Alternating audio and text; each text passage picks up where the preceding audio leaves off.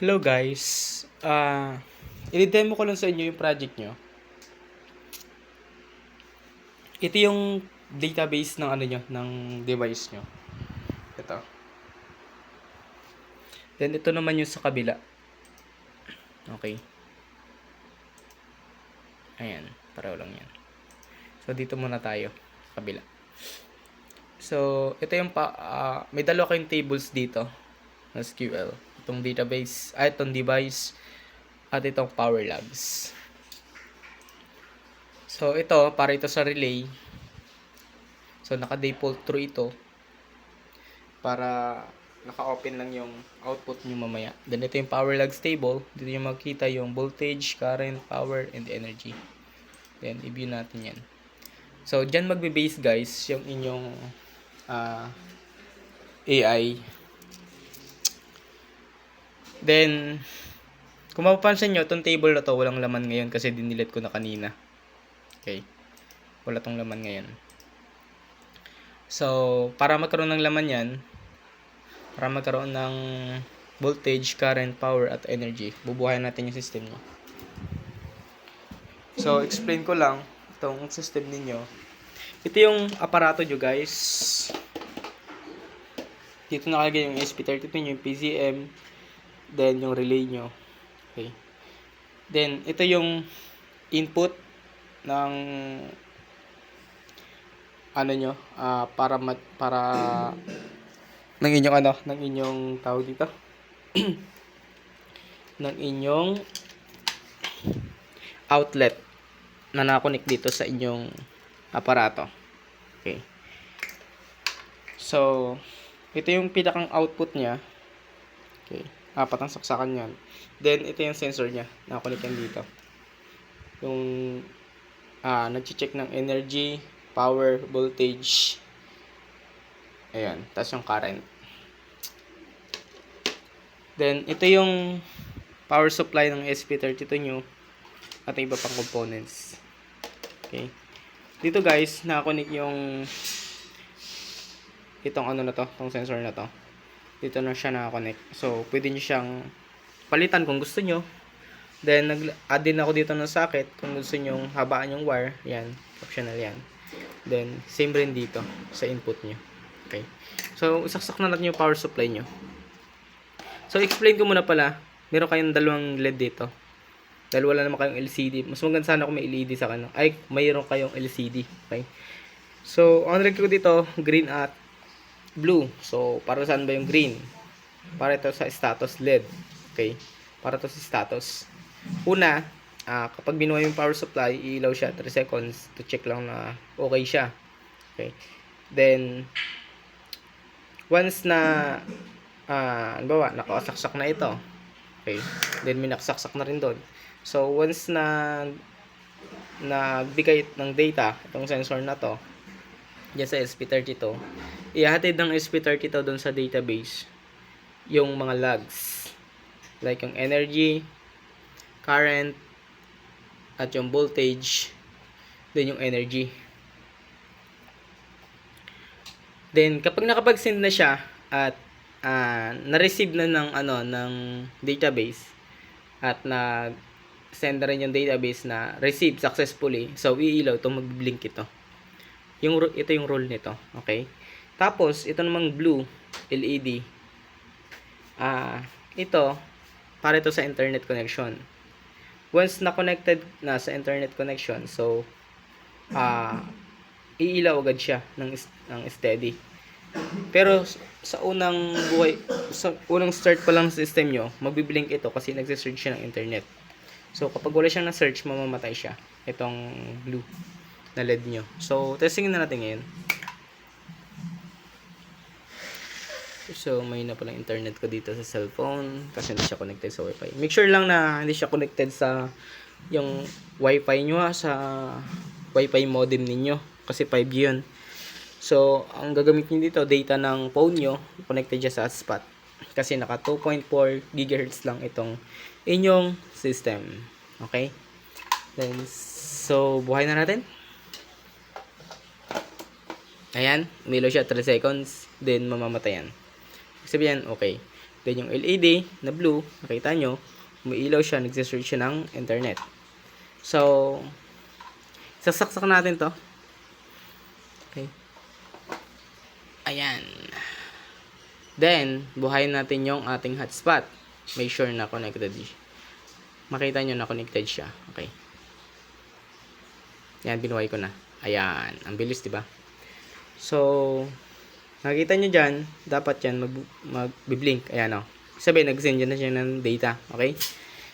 Tingnan natin sa database kung nag-send na siya. Dahil wala pang nakasaksak, dapat yan, 0 lahat yung ano niya. Dapat yung voltage lang ang meron. So, ito yung database nyo. I-reload lang natin. Ayan. May data na siya. So, kung pansin nyo yung current at power at energy is 0.12 lang. Itong current at power is 0 kasi nga walang nakasaksak sa outlet ninyo. Okay? Kasi yung voltage nyo, 234 volts.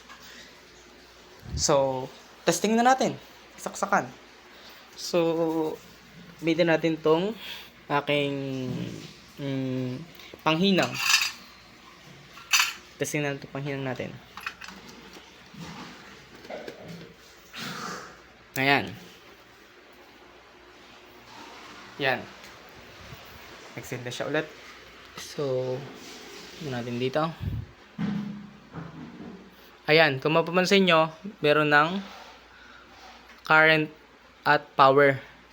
Tapos, yung meron ng value. Kasi nga, minakasaksak na sa outlet. Yan o, 29.8. Tapos, 0.128 din sa current. Okay. So, ibig sabihin yan, gumagana. Working na yung inyong project. Ito naman guys, ito yung i-analyze ng AI. Okay. Ito po yung i-analyze ng AI ngayon itong database nyo.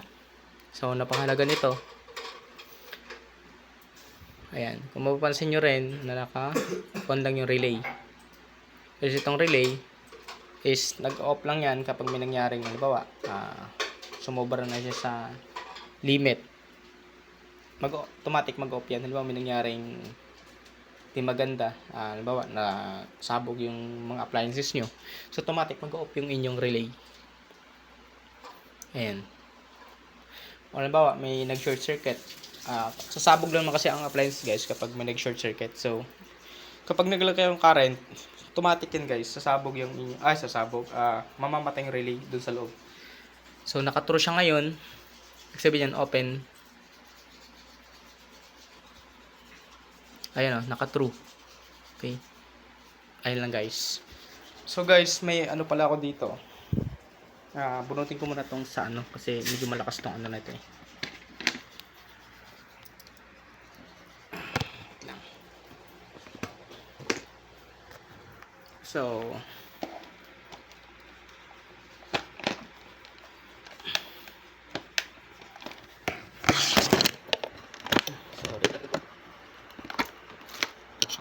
So, binunot ko lang muna yung isa. So, ito muna itetesting natin. Then, may issue nga pala dito guys, kabila. Itong sensor niya. Mali yung na-deliver sa akin. So, kapag in-order ko pa siya, sa 30 pa ang dating. So, top-order ko na lang sa inyo. Kasi, mali binigay sa akong sensor. Dapat ganito, dapat. Siguro nagkaubusan na ng ganito. Pero meron pa pong mabibilan dyan sa Shopee. Kasi pahirapan eh. May bibigay ako sa inyong link mamaya kung saan ito orderin. Okay? Kayo na lang po mag-order. Mali kasi yung naibigay. Ito. So ngayon, ito naman yung itetesting natin. Ito, ililipat ko lang ito. Ha? Ito. Dito. Madali lang naman siya ilipat guys. So dapat, ilagay nyo na ito sa gitna ng kabilang wire. Ito. Gayahin nyo lang ito. Then, i-connect nyo dito. Dito yung positive at dito yung negative. So, same dito. Dito dapat yung positive at dito yung negative. So, ngayon, ililipat lang natin. Gilo, videoan mo. Saglit lang. Ilipat ko lang to.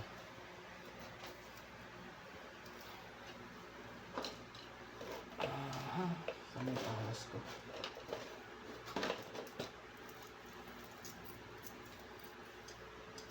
Ano yung ito?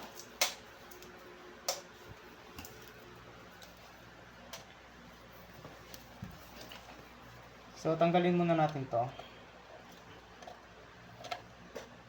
Kasi ito guys, pwede naman to, kaya lang hindi siya accurate. Pangit. Dito talaga siya naka-align dito sa sensor nyo. Dito sa PZM nyo. So, ito lang gamitin natin. Para lang matesting na gumagana. So, ipapadala ko na to ngayon. Then ito, yan, natatanggal naman ang socket nito. Ayan. Ayan. Ilipat nyo lang po dito sa kabila. Pasensya na guys, mali talaga na i-deliver sa akin eh. Ganito rin yung sensor na. Siguro naubusan sila. Hindi ko to recommended guys. Para sa project nyo. So, magbibili talaga kayo ng bago. Pasensya na. So, ililipat natin dito. Ayan. Yung ilalagay nyo dyan. Yan kasi nagre-read ng data dyan sa wires nyo.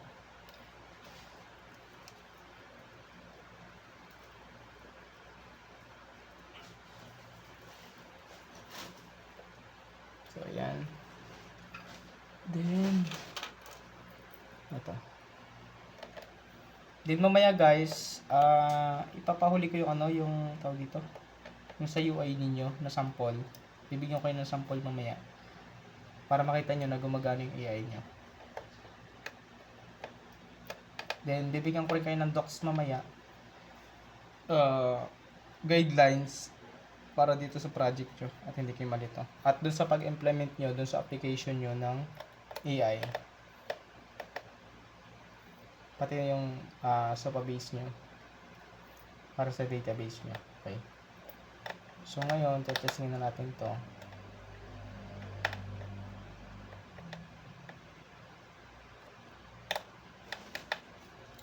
Ngayon guys, papatayin ko muna yung hotspot. Para makita nyo na gumagana lahat. At bubuhayin ko siya ulit. To make sure na connected sa internet. So, kapareho lang sila dahil magkapareho sila ng program. So, ito yung input at ito yung output na tulad ng explain ko kanina. Then ito yung power supply para sa SP32 nyo.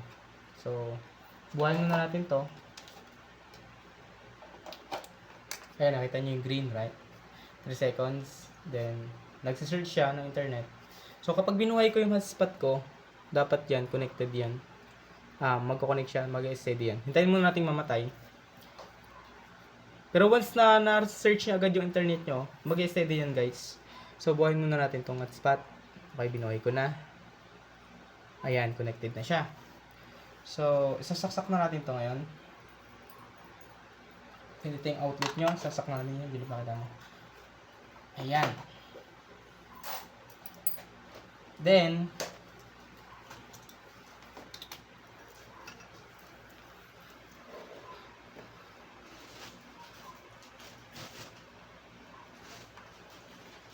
saksak natin ito ngayon. Siguro may lang internet. Hinayap ang internet. Hindi nagsisend ng data. Wait lang. Patayin ko muna guys yung nyo. Baka hindi siya connected sa... Okay na yata internet. So mamamatay yan dapat.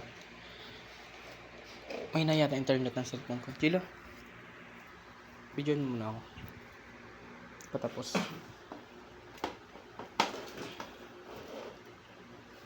Yan guys.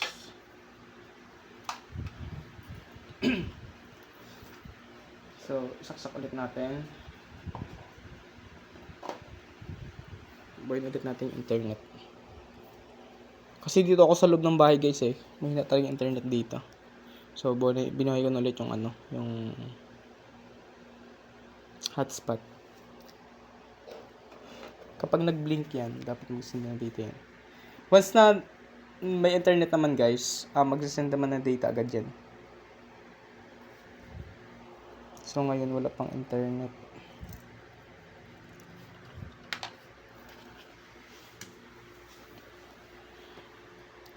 So, patayin ulit natin.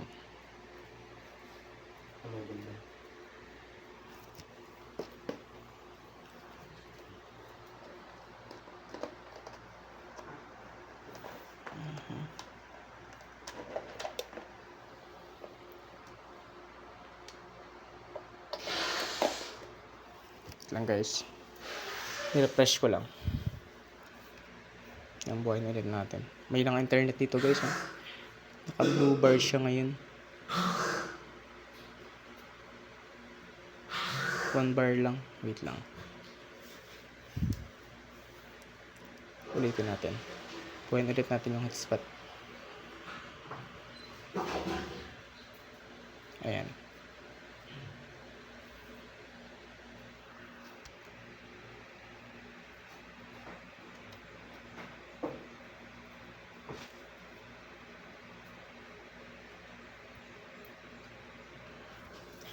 Guys, ulitin ko na lang ng video itong sa kabila. Medyo mahina internet dito. Naghina oh. Nag 1 bar na lang siya. Wait lang guys ha. Ulitin ko lang.